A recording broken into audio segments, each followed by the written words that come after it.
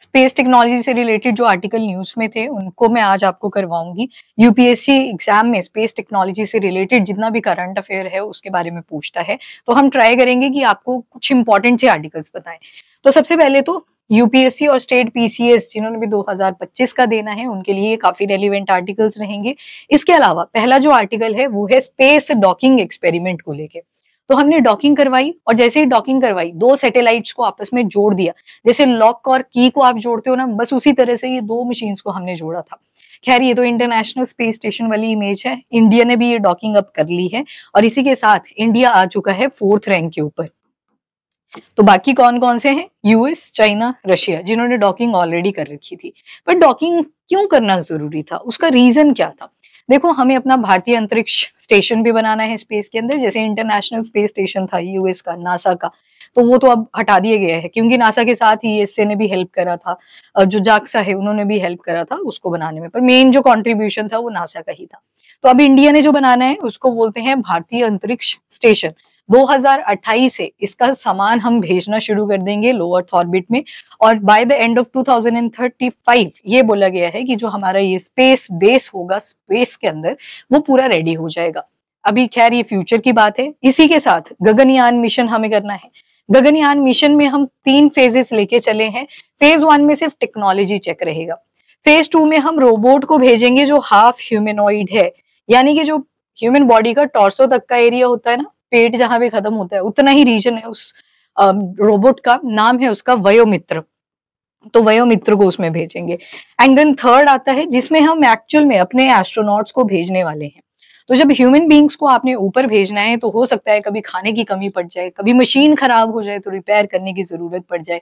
अगर क्रू को चेंज करना है, हम चाहते हैं जो एस्ट्रोनॉट भेजे थे उनको अब थोड़े दिन वापस बुला लेते हैं अपने घर पे अर्थ सरफेस पे, और जो नया क्रू है उसको भेज देते हैं। तो ये सारी चीज अगर करनी है तो उसके लिए हमें 2 सैटेलाइट्स को स्पेस के अंदर कनेक्ट करना पड़ेगा। तो उसी प्रोसेस को क्या कहते हैं? डॉकिंग। अब इंडिया का रैंक आ चुका है 4th, किस किस के बाद? After US, Russia and China, जिसने डॉकिंग कर ली है। तो डॉकिंग मैंने आपको बताया, ये देखो 2 सैटेलाइट्स होंगी इसमें, उनको आपस में कनेक्ट किया जाता है। सेम मेथड पे काम करते हैं जैसे हमारा ताला और चाबी करते हैं। अगर आपको ताला खोलना है तो उसके लिए चाबी चाहिए होती है, तो चाबी अंदर जाके कनेक्ट करती है। तो उसी तरह से आपकी डॉकिंग प्रोसेस होती है। कौन सा स्पेस व्हीकल हमने यूज करा है? अब देखो, ये लॉन्च व्हीकल होता क्या है? अब जैसे किसी पैसेंजर को एक जगह से दूसरी जगह पे जाना है तो बस से ट्रेवल करेगा, बस नहीं होगी तो कार होगी, मतलब किसको कैरी करके जा रहा है? किसी ह्यूमन बीइंग को। तो जो लॉन्च व्हीकल होते हैं इसी के साथ हमने अपने स्पेस क्राफ्ट लगाए होते हैं। स्पेस क्राफ्ट 2 तरह के होते हैं। एक जो क्रू को होल्ड करके जाएंगे, जिसमें ह्यूमन बीइंग बैठे होंगे या फिर रोबोट को भेज दिए, जैसे वायुमित्र को भेजेंगे गगनयान मिशन के तहत, तो वो हो सकता है। और दूसरा इस पे रहती है सैटेलाइट। सैटेलाइट में कभी भी ह्यूमन बीइंग बैठ के नहीं जाते। मैंने सिर्फ यहाँ पे ह्यूमन बीइंग बोला, यानी कि एनिमल्स को भेजा होगा। तो हाँ, नासा ने एक बार मंकी को भेजा था, डॉग को भेजा था, तो वो सैटेलाइट के साथ ही अटैच करके भेजा था। उसके अलावा ऊपर प्लांट्स को भी भेजा जाता है। रीजन कि देखेंगे कि किस तरह से प्लांट की वहां पे कल्टीवेशन होगी, कैसे वो ग्रो करेगा, वो सारी चीजें देखी जाती हैं। तो ये रहता है आपका लॉन्च व्हीकल। अब लॉन्च व्हीकल की एक छोटी सी इवोल्यूशन देख लेते हैं। देखो, सबसे पहले जो हमने बनाया था उसको बोलते हैं सैटेलाइट लॉन्च व्हीकल। बहुत सिंपल सी जो सैटेलाइट लॉन्च व्हीकल है, देखो हमने जब अपनी सैटेलाइट बनाई थी जिसका नाम था आर्यभट्टा, आर्यभट्टा को लॉन्च करने के लिए हमें जो लॉन्च व्हीकल था, जो बस थी जिसके जरिए उस सैटेलाइट को स्पेस में भेजना था, वो यूज किया था जाके रशियंस का। कॉस्मोस नाम का उनका लॉन्च व्हीकल था। तो यहाँ से क्या पता लगा कि इंडिया के पास भी अपने लॉन्च व्हीकल होने चाहिए। तो हमने सैटेलाइट लॉन्च व्हीकल बनाने शुरू करे। 1 बनाया, 2 बनाया, 3rd पे जाके हम सक्सेसफुल हुए। फिर लॉन्च व्हीकल भी अपना ही था, और रोहिणी सैटेलाइट जो कि अगेन इंडिजीनस थी, पर इस बार लॉन्च व्हीकल भी क्या था? इंडिजीनस था। सैटेलाइट लॉन्च व्हीकल की जो कैरिंग कैपेसिटी थी वो थी कि 45 किलोग्राम सामान ये लेके जा सकता है स्पेस के अंदर। फिर हमने थोड़ी सी और एडवांसमेंट करी, ऑगमेंटेड सैटेलाइट लॉन्च व्हीकल लेके आए। ये इसके अंदर जो टेंडेंसी थी वो इसके 3 गुना ज्यादा थी। पिछले की 45 किलोग्राम थी, इसकी लगभग 150 किलोग्राम थी। तो इतना सामान, इतना पेलोड ये कैरी करके जा सकता था अब स्पेस के अंदर। ऑगमेंटेड सैटेलाइट लॉन्च व्हीकल, अब इसमें हमने डिसाइड किया कि और सामान हमें ऊपर तक भेजना है। तो अब आता है जिसे वर्क हॉर्स ऑफ इसरो भी बोलते हैं, जिसका नाम है PSLV, polar satellite launch vehicle, इसको वर्क हॉर्स बोला जाता है इसरो का। वेरी इंपॉर्टेंट, ये स्टेट एग्जाम में टर्म पूछी गई है। देन आता है जीएसएलवी, जीएसएलवी मार्क 1 आया, मार्क 2 आया, D1, D2, अभी जो यूज कर रहे हो आप उसका नाम है LVM3, launch vehicle mark 3। GSLV ही है, बस नाम बदल दिया है, लॉन्च व्हीकल मार्क 3 इसका नाम रखा है। और इसको कहते हैं बाहुबली ऑफ इसरो, बाहुबली ऑफ इसरो, ठीक है, इसको बोलेंगे बाहुबली ऑफ इसरो। तो अभी जो एक्सपेरिमेंट करा है स्पेस डॉकिंग वाला, उसमें हमने यूज किया है अपने वर्क हॉर्स को, PSLV C60। C60 क्या रिप्रेजेंट कर रहा है? ये फ्लाइट नंबर रिप्रेजेंट कर रहा है कि PSLV ने कितनी फ्लाइट्स अभी तक कवर कर ली हैं। तो क्यों करवाई जाती है डॉकिंग? ताकि दो मशीनें आपस में जुड़े, और जो मशीन एक्चुअल में स्पेस के अंदर हम रख के आए हैं वो भारतीय अंतरिक्ष स्टेशन होगा जैसे फ्यूचर में, तो कभी अगर उसमें रिपेयर करनी पड़ जाए, क्रू का एक्सचेंज करना हो, यानी कि जो एस्ट्रोनॉट हमने भेजे थे, इंडियन टर्म एस्ट्रोनॉट के लिए है व्योमनॉट, वैसे ही रशियंस के लिए है कॉस्मोनॉट, तो ये टर्म्स डिफरेंट डिफरेंट है। और इवन रिफ्यूलिंग करनी हो, ऊपर फ्यूल खत्म हो गया तो फ्यूल भी प्रोवाइड करना है, तो उसके लिए आपको दूसरी सैटेलाइट भेजनी है, वो हल्की होगी, सिर्फ फ्यूल लेके आएगी और उसको जाके रिफ्यूलिंग कर देगी, जो मशीन एक्चुअल में स्पेस में होगी। अब जैसे इंटरनेशनल स्पेस स्टेशन था, तो ये कटिंग एज टेक्नोलॉजी का एक एग्जांपल है। आप नीचे से बार बार लॉन्चिंग कर रहे हो ताकि स्पेस के अंदर जाके स्टडी कर सके, पर यहाँ पे क्या हुआ, इंटरनेशनल स्पेस स्टेशन जब इन्होंने बनाया तो ऊपर जाके आराम से एस्ट्रोनॉट्स को भेज दिया और वहां पे स्टडी करें अपनी। अभी सुनीता विलियम्स वाला आपने केस देखा होगा, तो डॉकिंग बहुत ज्यादा इंपॉर्टेंट होती है, 9 मंथ्स तक वो स्पेस में ही रहे। नेक्स्ट आ जाओ, डॉकिंग के बाद आता है एक feature that is berthing. Berthing में क्या किया जाता है, मान लो रिपेयर करनी है किसी स्पेसक्राफ्ट की, तो एक रोबोटिक आर्म निकलेगी और वो दूसरी मशीन को जाके टच करेगी जो भी वहां पे रिपेयर करनी होगी, that is called berthing. Berthing के बाद आपने दूसरा स्पेडेक्स से रिलेटेड क्या क्या पॉइंट्स याद रखने हैं। नंबर 1, इसमें 2 सैटेलाइट्स यूज करी गई थी, उन दोनों ही सैटेलाइट्स के नाम बहुत ज्यादा इंपॉर्टेंट है। एक का नाम है चेजर और दूसरे का नाम है टारगेट। चेजर को ही SDX-01 भी बोला गया है और टारगेट को SDX-02 बोला गया है। जब ये दोनों सैटेलाइट्स ऊपर स्पेस में भेजी गई तो ये थी लो अर्थ ऑर्बिट में, और जो आपकी लो अर्थ ऑर्बिट है उसको हम गिनना शुरू करते हैं, कहीं पे 50 किलोमीटर मिल जाएगा आपको, क्योंकि जितने भी कमर्शियल एयरक्राफ्ट होते हैं वो 14 किलोमीटर तक जाते हैं। फाइटर जो जेट्स होते हैं उनकी मैक्सिमम जाती है 30 किलोमीटर तक above the sea surface level. तो उस केस में लो अर्थ ऑर्बिट को हम बोल देते हैं कि 50 किलोमीटर से शुरू हो सकती है। रीजन बिहाइंड, यहाँ पे कोई भी क्रॉसिंग नहीं होगी बिटवीन द एयरक्राफ्ट और जो आपके स्पेस व्हीकल्स होंगे। तो लो अर्थ ऑर्बिट में भी कितना डिस्टेंस था इन सैटेलाइट्स का, 700 किलोमीटर तक का। ये आगे अर्थ सरफेस से इतनी हाइट पे इन सैटेलाइट्स को लॉन्च करा गया था। अब देखो, ये जो आपकी चेजर है और टारगेट है, जब ये दोनों एक दूसरे के 20 किलोमीटर के नजदीक आए, वो था इनका मीटिंग पॉइंट, जिसको बोलते हैं मैनूवरिंग। मैनूवरिंग या फिर साथ में मीटिंग पॉइंट जो होता है उसको रॉन्डेवू भी बोलते हैं। रॉन्डेवू एक फ्रेंच वर्ड है जिसका मतलब होता है मीटिंग पॉइंट। तो ये मैनूवरिंग शो करेंगे और रॉन्डेवू शो करेंगे। मतलब मैनूवरिंग का मतलब होता है स्किलफुल एक्ट करना। तो ये चेजर और टारगेट जैसे एक दोनों एक दूसरे के पास आए 20 किलोमीटर की डिस्टेंस पे, तो इन्होंने क्या शो किया था, रॉन्डेवू। फिर फाइनली इन्होंने डॉकिंग करी, और एक बार नहीं हमने डॉकिंग करवाई है, हम 2 बार डॉकिंग करवा चुके हैं।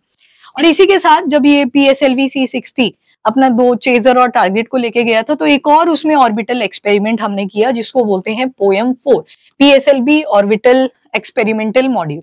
यानी कि और भी सैटेलाइट्स डाली थी। अब जब लॉन्च व्हीकल ऊपर तक जा ही रहा है तो और सामान भी ले जाए, क्योंकि उनकी कैरिंग कैपेसिटी ज्यादा है। तो उस केस में हमने POEM भी भेजा, तो ताकि कॉस्ट इफेक्टिव प्लेटफॉर्म बन सके, किसी और को अपनी सैटेलाइट्स भेजनी है तो उनको भेज सके। तो इससे क्या होगा, एक तो हमारी कॉस्ट बचेगी, प्लस फॉरेन कंट्रीज वाले अगर हमारे पास सैटेलाइट्स पकड़ा देते हैं कि हमारी भी ले जाओ साथ में, तो उस केस में हमें बेनिफिट भी होगा, कॉस्ट के पर्सपेक्टिव से पैसा बनेगा, कमर्शियलाइजेशन होगी। स्ट्रेटेजिक इंपॉर्टेंस आपको पता है, बहुत सारे स्टार्टअप्स चल रहे हैं, इनोवेशंस हम कर रहे हैं, ह्यूमन बीइंग्स को हम स्पेस में भेजना चाहते हैं, तो उसके लिए डॉकिंग आनी चाहिए। तो ये था हमारा फर्स्ट आर्टिकल। देन आता है very important article again, that is Aditya L1। L1 यहाँ पे रिप्रेजेंट करता है लैग्रेंज 1। जैसे आप बार बार ऑर्बिट्स पढ़ते हो, तो लैग्रेंज भी क्या है, एक तरह की ऑर्बिट है, और अर्थ से इसका डिस्टेंस देखोगे तो लगभग आपको मिलेगा 1 मिलियन किलोमीटर की दूरी पे, तो इतने दूर है। अगर तो पूछा जाए नजदीक वाला पॉइंट कौन है, तो आंसर इज L1। पर अगर पूछी जाए सबसे स्टेबल लैग्रेंज कौन सी है, तो आंसर इज L4, और L5 ये सबसे स्टेबल होते हैं। तो हमने L1 को क्यों चूज किया?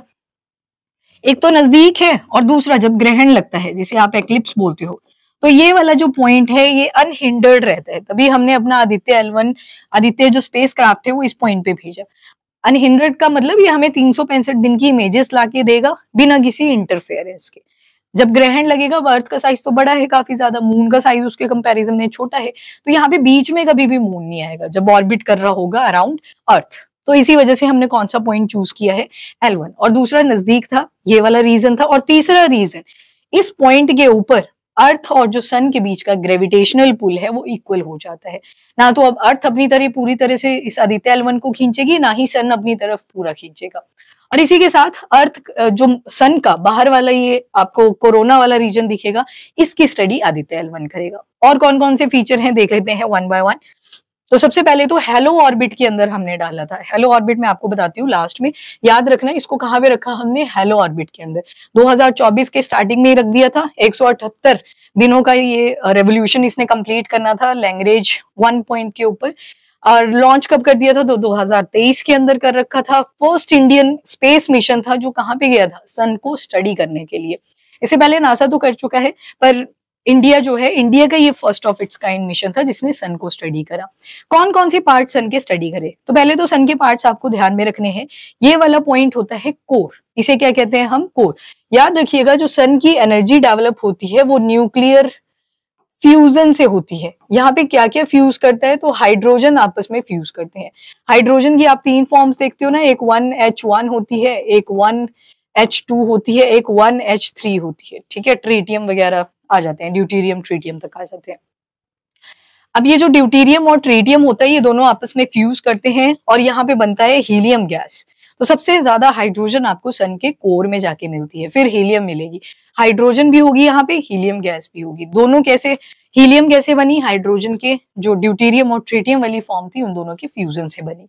अब कोर को तो स्टडी नहीं करेंगे, ये तो बहुत अंदर जाके है सन के, इस पार्ट तक तो हम नहीं पहुंचने वाले। हम स्टडी करेंगे ये जो आपको साइड की चीजें दिख रही है। ठीक है, जैसे आपका यहाँ पे एक फोटोस्फेयर वाला पार्ट होगा। फोटोस्फेयर होता है जो आपको विजिबल सरफेस दिखता है सन का। कभी सन की तरफ देखना, जैसे आप आंखें बंद करोगे आपको एक मतलब बिल्कुल for the stint of second आपको कुछ दिखाई देता है सर्कल सी फॉर्म, दैट इज फोटोस्फेयर वाला पार्ट। एक आता है आपका क्रोमोस्फेयर। क्रोमोस्फेयर ये पूरा बाहर का पार्ट होगा, फोटोस्फेयर के बाहर वाला रीजन, जहां पे प्लाज्मा की जो डेंसिटी है वो ड्रॉप कर जाती है और आपको रेज ही रेज दिखाई देती है। देन आता है कोरोनल मास इजेक्शन। अब देखो कुछ फ्लेयर्स गिरती रहती हैं और सरफेस की तरफ आती हैं जिससे वाइल्ड फायर्स भी हो जाती हैं। तो एक तो हमें क्या स्टडी करना है? ये कोरोनल मास इजेक्शन। और जब ये कहाँ को आ जाती हैं? अर्थ सरफेस की तरफ को आ जाती हैं तो इनको हम बोलते हैं सोलर विंड। और ये पूरा बाहर वाला सरफेस क्या है? This is called corona. तो ये 5-6 पार्ट्स हैं जो स्टडी करेगा आदित्य L1। फोटोस्फेयर हुआ, क्रोमोस्फेयर हुआ, कोरोनल मास इजेक्शन हुई और साथ में कोरोना वाला पार्ट। तो इन सभी चीजों को आदित्य L1 ने स्टडी करना है। नेक्स्ट चलो, कौन कौन से पेलोड्स इसके अंदर लगे हैं? तो टोटल पेलोड्स है 7। और ये आपके हरियाणा के पेपर में पूछ भी लिया था क्वेश्चन कि कितने पेलोड्स थे आदित्य L1 के अंदर लगे हुए, उसकी बारे में पूछ लिया था। तो आपको ध्यान रखना है, सबसे पहले आता है VELC, visible emission line corona graph. अब ये क्या करेगा? जो कोरोना वाला एरिया होगा उसकी इमेजिंग करेगा। कोरोना क्या था? आउटर सरफेस ऑफ द सन। फिर आता है suit, solar ultraviolet imaging telescope. ये जो फोटोस्फेयर और क्रोमोस्फेयर वाला पार्ट था उनकी इमेजेस ये कैप्चर करेगा। Aditya solar wind particle experiment, नाम में ही लिखा है जो सोलर विंड आपको लास्ट में दिखी, जो सोलर फ्लेयर्स अर्थ सरफेस को हिट कर सकती हैं, उनके ऊपर चेक रखेगा, उनको एनालाइज करेगा कितनी इंटेंसिटी के हैं। फिर आता है पापा, plasma analyser package for Aditya. ये भी किसको चेक करेगा? सोलर विंड्स को, उसकी मेजरमेंट करके रखेगा। देन आता है सोलर एनर्जी एक्सरे स्पेक्ट्रोमीटर, जिसको सोलेक्स भी बोलते हैं। ये सॉफ्ट एक्सरे जो वहां पे जनरेट होंगी उनके बारे में स्टडी करेगा। देन आता है high energy L1 orbiting X-ray spectrometer, HAL1OS, ऐसे याद रख लेना। ये हार्ड एक्सरे को स्टडी करेगा। जो सोलेक्स था इसने सॉफ्ट वाली को स्टडी करा। और देखो S से क्या हो गया? सॉफ्ट, और H से क्या आ जाएगा? Hard X-rays. एंड देन आता है advance triaxial high resolution digital magnetometers. Magnetometer से ही पता चल जाएगा कि ये मैग्नेटिक फील्ड्स के ऊपर चेक रखेगा। हेलो ऑर्बिट क्या होती है? ये एक तरह की 3D ऑर्बिट होती है। साइड में देखो ना तो आपको सर्कुलर मिलेगी ना तो ओवल मिलेगी, एक 3D सा स्ट्रक्चर मिल रहा है, कैप लाइक स्ट्रक्चर है। तो इंटरेक्शन होती है कोई 2 प्लैनेटरी जो बॉडी होती है उनके ग्रेविटेशनल पुल की फॉर्म में। जब देखो एक अर्थ होती है, अर्थ के अराउंड क्या ऑर्बिट कर रहा है, क्या रेवोल्यूशन शो कर रहा है मून। अब इनके भी तो अराउंड और सैटेलाइट्स हैं, अर्थ के अराउंड और भी तो सैटेलाइट्स हैं, जैसे ह्यूमन मेड होंगी जिनको हमने लो अर्थ ऑर्बिट में भेजा है। मल्टीपल ऑर्बिट्स होती हैं, लो अर्थ है, देन मीडियम अर्थ है, बहुत सारी ऑर्बिट्स आ जाती हैं। तो ये जो हेलो ऑर्बिट होती है, दो प्लैनेटरी बॉडीज के ग्रेविटेशनल पुल पे बनती है, और उनकी जो फिर इंटरेक्शन होती है और भी सैटेलाइट्स के साथ। तो earth moon orbiting satellite system आ गया, L1 L2 L3 वाले पॉइंट्स आ गए, तो वहां पे क्या है, इंटरेक्शन बन रही है, तो 3D टाइप की ऑर्बिट बनेगी, तो वहां पे इसको हमने भेजा है जो आदित्य L1 है। अगर पूछा जाए स्टेबल कौन है तो L4 एंड L5, अगर पूछा जाए नजदीक कौन है तो आंसर इज L1। सिग्निफिकेंस क्या है, तो यहाँ से हमें सन के बारे में और ज्यादा अंडरस्टैंडिंग बनाने में हेल्प मिलेगी, और इसके साथ साथ जो बाकी आपने याद रखना है वो नासा का मिशन याद रखना है। एक नासा और यूरोपियन स्पेस एजेंसी दोनों का कलेक्टिव मिशन था जिसको सोहो बोलते हैं। सोहो का मतलब है solar and heliospheric observatory satellite mission. इसको भी L1 पॉइंट के पास में ही रखा था। तो सोहो मिशन किसका था, नासा और यूरोपियन स्पेस एजेंसी का। उसी तरह से जेम्स वेब टेलीस्कोप, ये भी किसका है, अगेन नासा का है। तो यहाँ पे ये जो जेम्स वेब टेलीस्कोप रखा हुआ है ये L2 पॉइंट के पास में है, तो ये भी याद रखना है। देन आते हैं पार्कर सोलर प्रोब के पास, जो कि अगेन नासा का था। ये क्यों इंपॉर्टेंट है, ये पहला ऐसा प्रोब है जो कि ह्यूमन मेड है और सन के बहुत नजदीक से गया है। तो कितनी स्पीड पे ये मूव करता है, 7 लाख किलोमीटर पर आवर की स्पीड से ये मूव करता है। सन के सबसे नजदीक जो fastest moving human made substance गया है वो कौन था, पार्कर सोलर प्रोब। देन आता है इंटरफेस रीजन इमेजिंग स्पेक्ट्रोग्राफ। तो ये इसका मेन पर्पस क्या था, नासा का ही था ये भी, सन के एटमॉस्फेयर को स्टडी करना, जो सोलर इरप्शंस होती हैं जिनसे वाइल्ड फायर्स हो जाती हैं उसको स्टडी करना। देन आती हैं इलेक्ट्रोमैग्नेटिक वेव्स। इलेक्ट्रोमैग्नेटिक वेव्स क्यों पढ़ना जरूरी है, बिकॉज जब भी ऐसी कोई स्टडी वाला आप आर्टिकल देखते हो, जैसे आदित्य L1 में ही देखो आपने क्या क्या देखा, स्पेक्ट्रोमीटर लिखा हुआ था, वहां पे एक्सरे लिखी हुई थी, तो आपको पता होना चाहिए कहाँ कहाँ पे लाई करते हैं। तो इसके लिए आप एक छोटा सा निमोनिक याद रख लेना, Russian man in vicinity hospital under X-ray and gamma ray. इसके बियॉन्ड जो होती है वो कॉस्मिक रे होती है।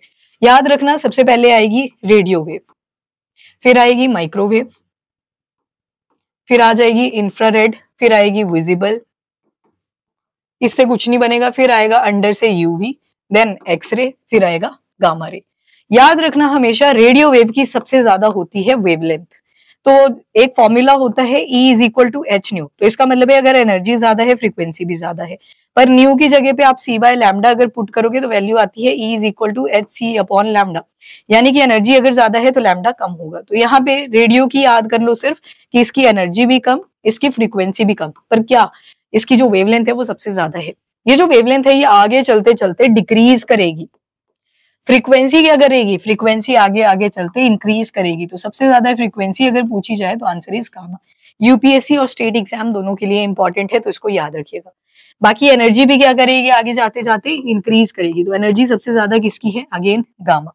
एक याद रखोगे आप विजिबल वाला पार्ट, जिसमें आपने एक फॉर्मूला पढ़ा है बहुत बचपन से, विबग्योर वाला।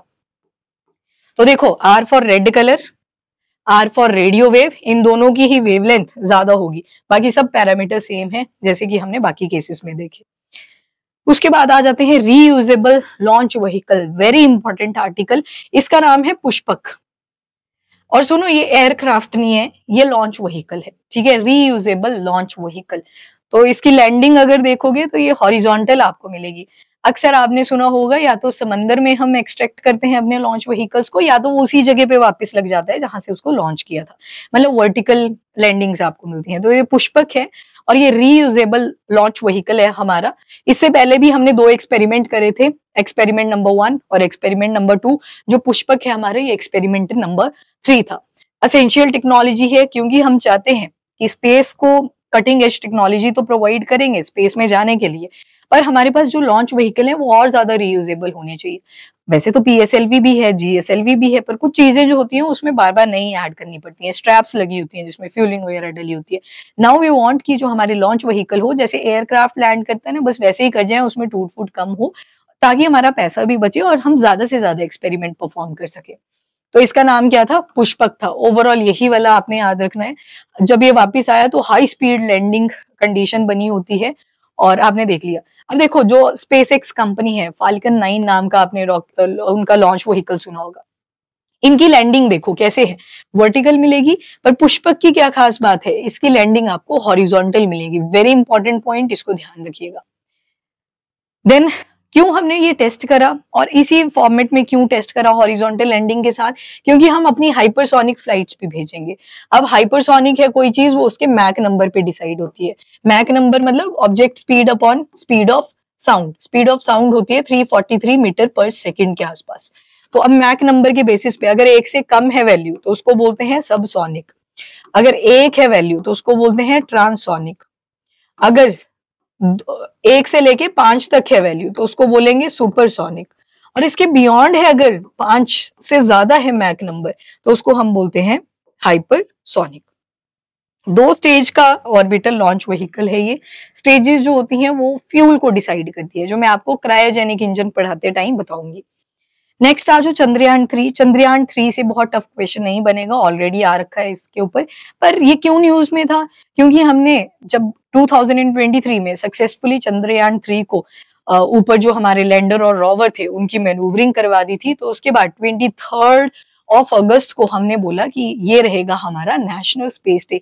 2024 में पहली बार हमने इसको बोला कि हाँ जी आज नेशनल स्पेस डे है, तो इसी वजह से अनाउंसमेंट होगी थी 2023 में, तो चंद्रयान 3 की वजह से हमने इसको नेशनल स्पेस डे बोला था।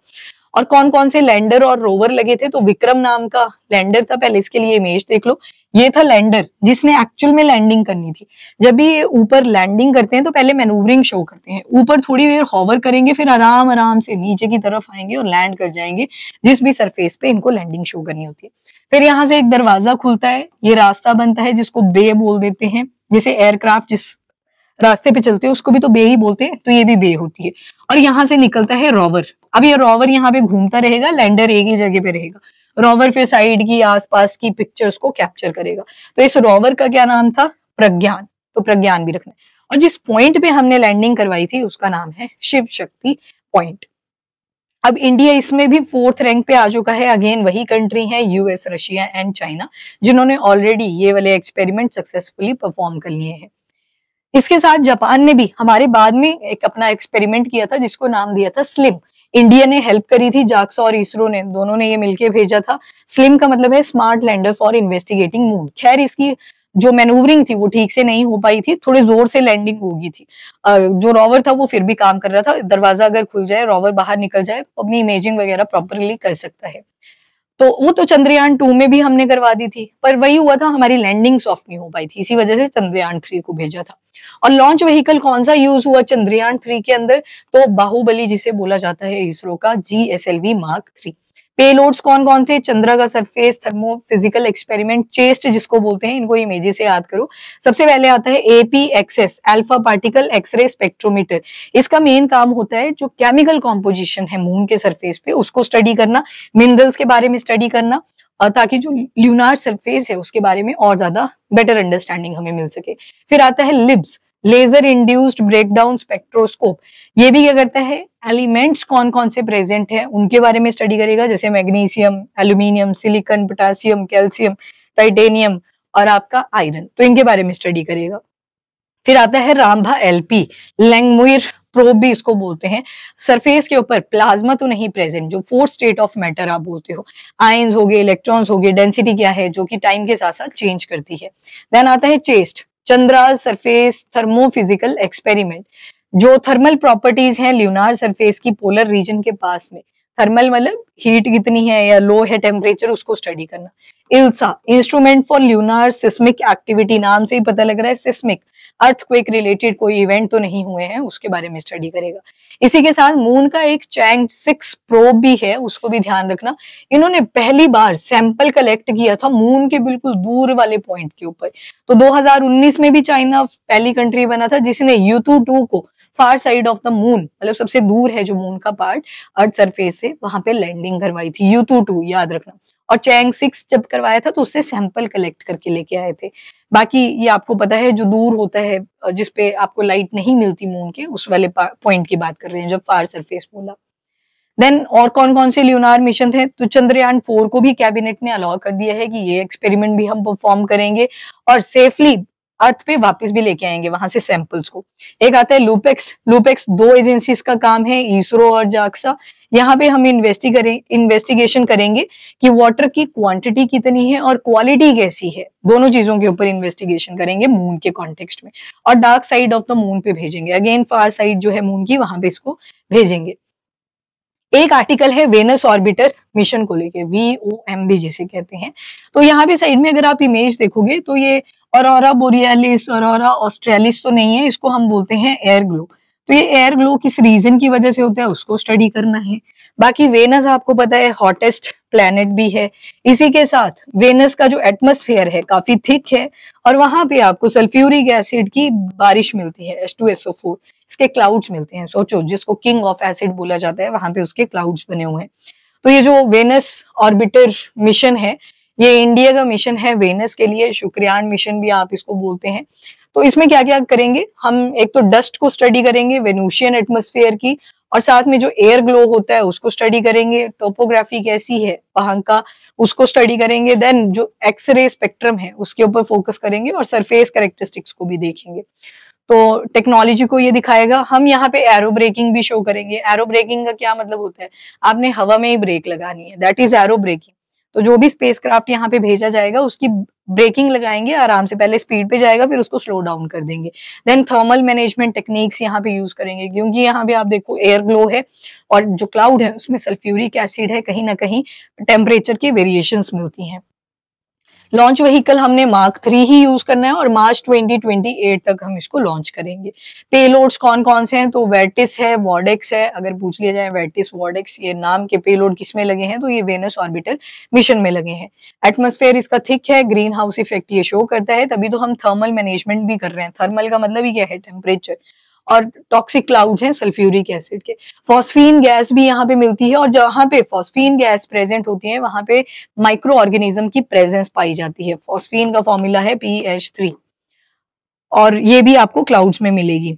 और इसके साथ साथ बाकी सारे प्लेनेट तो आपके वेस्ट टू ईस्ट मूव करते हैं, पर 2 प्लेनेट ऐसे हैं जिनको आप यूवी से याद रख लीजिएगा, यूरेनस और वेनस, जिनकी डायरेक्शन रोटेशन की अपनी एक्सिस के ऊपर ईस्ट टू वेस्ट होती है। और कौन कौन से मिशन थे जो पहले हो चुके हैं, तो यूएसए का 1962 में मरीनर 2 था। ये फर्स्ट स्पेसक्राफ्ट था, वेनस पे गया था और इसने बताया कि कोई मैग्नेटिक फील्ड वहां पे नहीं है। फिर आता है वेनेरा 7। अब यूएस ने कर लिया था तो सोवियत यूनियन ने पीछे थोड़ी रहना था। अब 1970s का टाइम है तो सोवियत यूनियन ही बोलेंगे, क्योंकि डिसइंटीग्रेशन तो 1991 में हुआ था। तो इन्होंने बोला कि जब इन्होंने अपना एक्सपेरिमेंट परफॉर्म करा तो इन्होंने बहुत ही सॉफ्ट लैंडिंग अपने स्पेसक्राफ्ट की करवाई थी। फिर आता है मैगलन। मैगलन 1990 में अगेन यूएस का ही था और ये नियर ग्लोबल रेडार मैपिंग करके आए थे वेनस सरफेस की। इसके साथ साथ जापान ने भी करा था, जापान का था अकात्सुकी। तो ये था आपके जापान का। फिर फर्दर क्या क्या मिशन हैं, नासा के दा विंसी, ये अब जो आज के टाइम पे किए हैं, मतलब 21st सेंचुरी वाले हैं। तो दा विंसी आ गया और दूसरा प्रोब एंड वेरिटस, ये दोनों ही नासा के एक्सपेरिमेंट है। और एनविजन नाम का जो एक्सपेरिमेंट है टू वेनस, ये था यूरोपियन स्पेस एजेंसी का।